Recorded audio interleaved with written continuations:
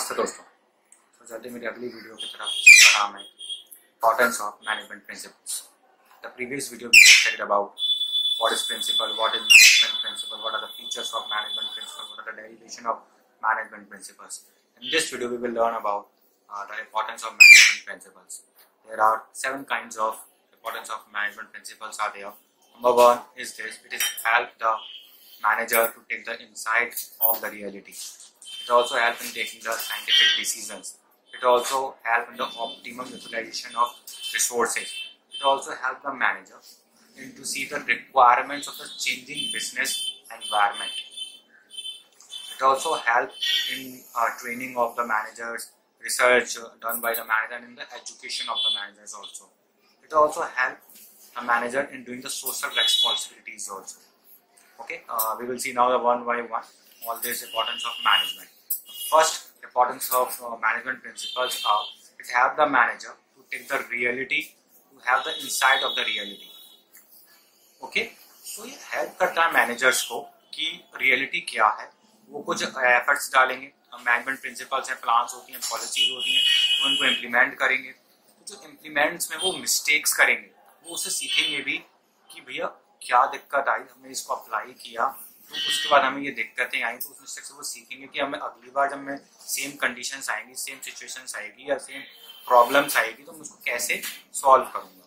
तो it is the first important, that is management principles help the manager to take the insight into reality कि reality क्या है और हम उनको क्या प्लान्स बनाने हैं, क्या पॉलिसीज बनानी है, कैसे उनको रिएक्ट करना है, उनको ये हेल्प करता है उनकी नॉलेज पावर बढ़ाने में, उनकी एबिलिटी को इंक्रीज करने पे ये मैनेजर्स को हेल्प करता है। Now, it also help the managers in taking the scientific decisions. Okay, बहुत सारी प्रॉब्लम्स आती हैं और हमारे पास रिसोर्स अप्लीकेबल हैं, तो हेल्प करता है मैनेजर्स को कि हम उन प्रॉब्लमों को कैसे साइंटिफिकली सॉल्व कर पाएं, जो हमारे पास रिसोर्सेज हैं उनको बेस्ट पॉसिबल वे में यूज करके। एक तरीके से ये उनके पास गाइडलाइंस होती है, एक हेल्प होती है, या फिर एक तरीके से कहें उनका प्रिविलेज होती है मैनेजर्स को कि वो इन प्रिंसिपल्स को अप्लाई करके वो कर सकते हैं। बिकॉज ऐसी बहुत सारी ऑर्गेनाइजेशंस होंगी जिन्होंने इन प्रिंसिपल्स को अप्लाई किया होगा और उनका कुछ रिजल्ट आया होगा, वो उनको देखकर साइंटिफिकली कोई डिसीजन ले सकते हैं। Now the next one is optimum utilization of resources, कि कैसे हम अपनी जो हमारे पास रिसोर्सेज हैं, मैन पावर है, फिजिकल रिसोर्सेज अवेलेबल है, रॉ मटेरियल है, उनको बेस्ट एंड पॉसिबल वे में कैसे यूज करके, जो एक हम लोग बात बोलते हैं कि minimum cost and maximum output, हम कैसे निकाल सकते हैं, हम कॉस्ट को कैसे मिनिमाइज कर सकते हैं, आउटपुट को कैसे इंक्रीज कर सकते हैं।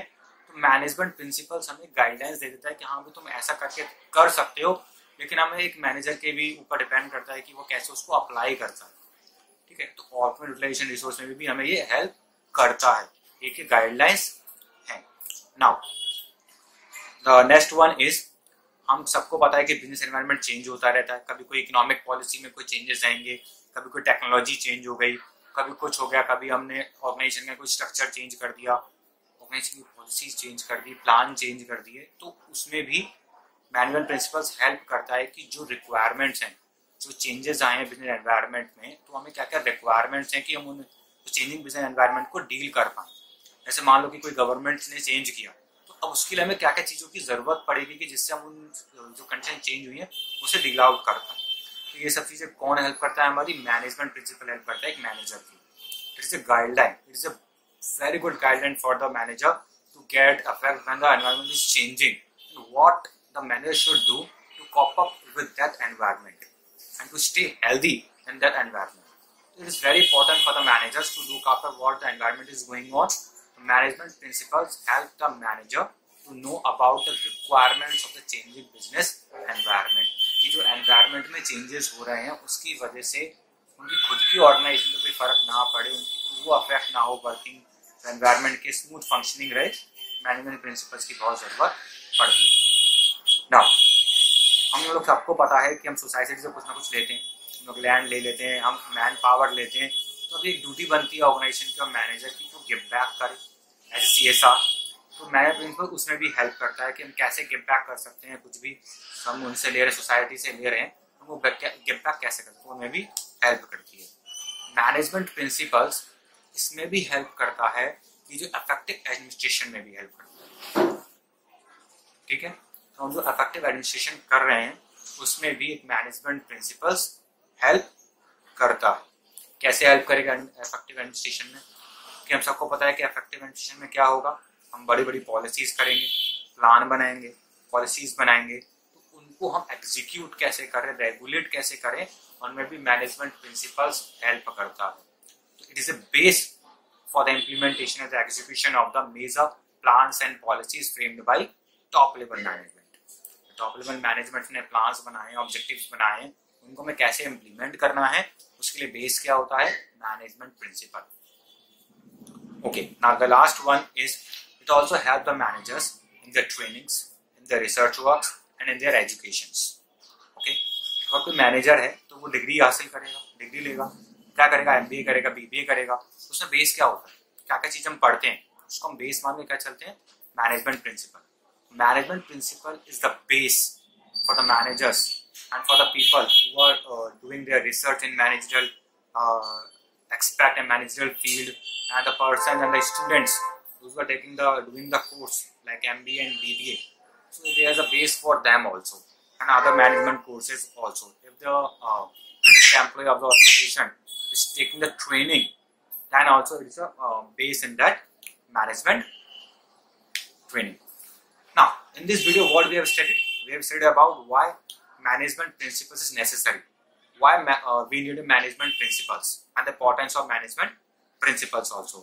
What we have studied till now, there are seven types of importance of management principles. Importance of management principles. Number one is this: it helps the manager to take the insight into reality. It helps the manager to take the scientific decisions. It also helps the managers to optimally utilize the resources. And it also helps the managers to do the social responsibility also.